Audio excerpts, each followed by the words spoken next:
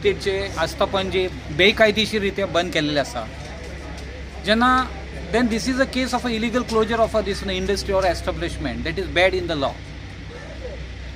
अशा पद्धतीन जेन्ना आस्थापन बंद करून जेन्ना डायरेक्टर्स वतात, मॅनेजमेंट वतात, तेन्ना त्यांची सक्त कडक कार्यवाही जावंक जाय आणि ते भितर पडटात अशा पद्धतीचे आसा. पण गव्हर्मेंटान आतापर्यंत कांयच केलें ना. मोठी आंदोलन आमी हांगासर घडयली.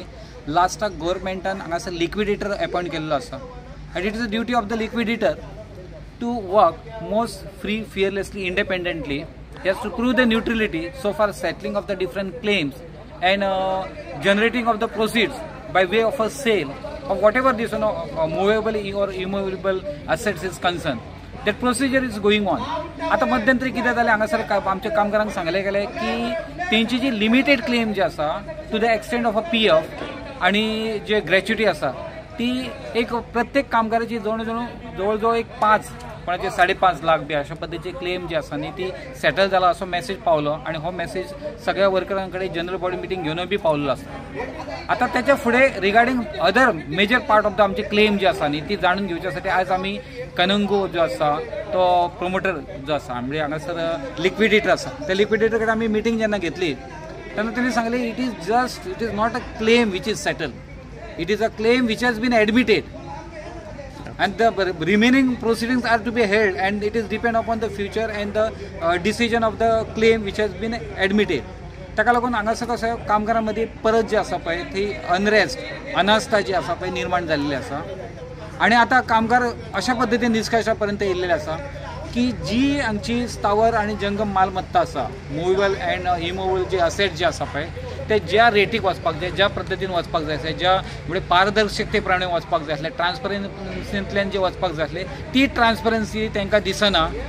म्हणून तेंच्यांनी आतां निर्णया पर्यंत ते येयल्लेले आसा की हांगची एक सुद्दां वस्तू जो पर्यंत कामगारांची पूर्ण क्लेम जो पर्यंत सेटल जायना तो पर्यंत कामगार जे आसा पळय we are not going to cooperate with the government और to certain extent and other authorities. आता he is one of the authorities under the law. ताका आमी सगळें कोऑपरेशन दिल्लें आसा पण हांगासर कशें आसा तेच्या कडल्यान जे रिक्वायर कोऑपरेशन मेळपाक जाय किंवा जी ट्रान्सपरन्सी मेळपाक जाय ती आमकां मेळना. कोऑपरेशन आसा हे रेसिप्रिकल कोऑपरेशन आसा, it is a 2-way process. But it's not this that only workman should give a cooperation और जी कितें सहकार्य आसा न्ही कामगारांक दिवपाक जाय अशा पद्दतीन हांगासर कितलेशेच कन्फ्युजन केलें वता. जेन्ना लिक्विडेटर ओम प्रकाश कानूनगो येयल्लो आनी तेणें आमकां एक हें दिल्लें, क्लेम दिल्लो 5.5 लाखाचो. आमी तेजे कडेन विचारलें, बाबा 5.5 लाख तुवें आमकां क्लेम दिला, तो आमकां येतलो काय ना. तो म्हणटा आपूण तुमकां शुअर सांगूंक शकना तुमकां कितलो येतलो. आमी म्हणलें आतां सपोज तुजे कडेन इतले पयशे येयले, सपोज 30 करोड येयलो जाल्यार आमकां कितले येतले आनी बँकेक कितले वयतले. तो म्हणटा 85% बँकेक वयतले आनी 15% आमकां येतले. जाल्यार हितून आमकां कांयच क्लेम येयना. आमी ताका सांगला, बाबा आमचो क्लेम तूं पयलींच सांग, हें सामान आसा विकपाचें आहा तूं विक, आमकां कांय प्रॉब्लम ना, पूण आमचो क्लेम आमकां दी. वर्करांक कितले येतले ते सांग. आमी म्हणलें आमकां PF तुवें कित्याक दिवंक ना, आमची ग्रॅज्युटी तुवें कित्याक घालूंक ना. तो म्हणटा आपूण सगळें विचारून कोर्टाचे कशे कायदे आहा ते आमी ते सांगून मागीर तुमकां सांगता म्हणटा. पूण हो PF आनी ग्रॅज्युटी आमची हक्क आसा हेजेर. आमकां PF आनी ग्रॅज्युटी जायत तेणें कशें तो दिना, कितें दिना तें आमी मागीर पळयतलें. आनी आमची जी फुडलें कितें आसा जो पर्यंत आमचो तो क्लेम सांगना अमको तुमकां येतलो तो पर्यंत आमी एक डिसिजन घेतलेलें आसा कमिटीन वर्करांनी.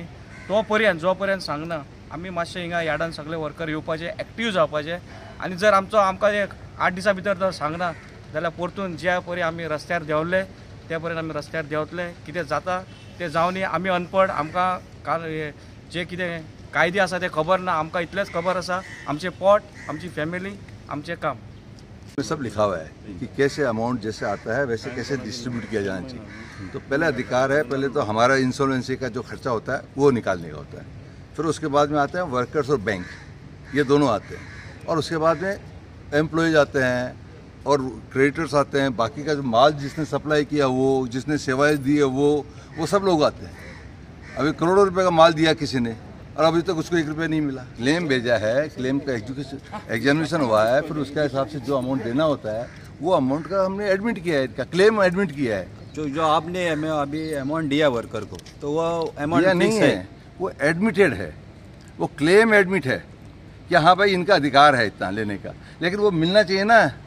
लेकिन वर्कर ने क्लेम तो बहुत किया था, लेकिन आपसे वो अभी 2 महीने, अभी मैंने कहा ना 24 महीने का ही लिया है ना अभी हमने, तो वो फर्स्ट फिक्स राउंड में नहीं, 24 महीने का ही है। जो अभी आप क्लेम भी है वो फिक्स नहीं। नहीं फिक्स मतलब क्लेम तो फिक्स है, अमाउंट कितना आएगा वो डिपेंड करता है कि कितना रुपया आएगा मेरे पास में माल बेचने में। नहीं, अभी जो आपने अमाउंट दिया वर्कर को 5 लाख के ऊपर 6 लाख, तो उसमें कुछ नीचे ऊपर हो जाएगा। हाँ डिपेंड करता है ना वैल्यूएशन अमाउंट आने पर, बिल्कुल वो- नीचे ऊपर हो जाएगा। वो जो अब आपने दिया वो फिक्स नहीं हो। अरे वो क्लेम एडमिटेड है, हाँ, वही। वो अमाउंट डिस्बर्सबल नहीं है।